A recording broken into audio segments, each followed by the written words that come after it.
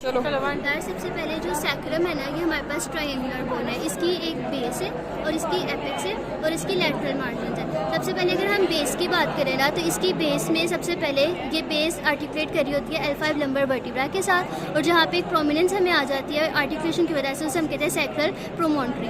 उसकी लैटरली यहाँ पे हमें मिलते हैं L of the sacrum bone, और ये जो लैटरली ये आर्टिकुलेट करी होती है आइलियम बोन के साथ, और यहाँ पे बनता है सैक्रोइलियक जॉइंट। बेस कंप्लीट होती है। उसके बाद जो एपेक्स है वहाँ पे सिर्फ कॉक्सिक्स बोन प्रेजेंट होती है। उसके बाद इसकी 4 सरफेसेस होती हैं। ये सबसे पहले वेंट्रल सरफेस है, ये पेल्विक सरफेस है। 2 इसकी लैटरल सरफेसेस है और एक इसकी पोस्टीरियर या डोर्सल सरफेस है।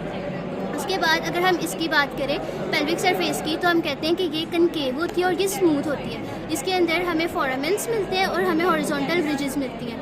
जो फोरामेंस मिलते हैं उसे हम कहते हैं यह है पेल्विक सैक्रल फोरामेंट्स, और इनको हम कहते हैं ये रिजेस है। उसके बाद पेल्विक सरफेस खत्म होगी। उसके बाद हम डोर्सल सरफेस में जाए।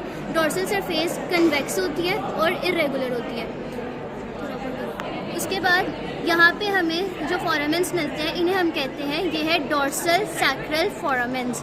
इनके साथ हमें स्पाइंस मिलती हैं और ये सारी स्पाइंस मिलके मीडियन क्रेस्ट बनाती है। फिर ये फोरामेंस हो गए और इसके लैटरली हमें लैटरल क्रेस्ट मिलती है। उसके बाद ऊपर हमें सैक्रल कैनाल मिलती है। इस कैनाल से फाइलम टर्मिनली पास करती है और इसने इस पॉइंट पे आके टर्मिनेट होना होता है। जिस पॉइंट पे वो टर्मिनेट होती है वो इन्वर्टेड यू शेप होता है और उसे हम कहते हैं यह है सैक्रल हाइटस, और इसकी जो 2 साइड्स पे हमें ये प्रोमिनेंस नजर आ रही है इसे हम कहते हैं यह है सैक्रल कॉर्नुआ।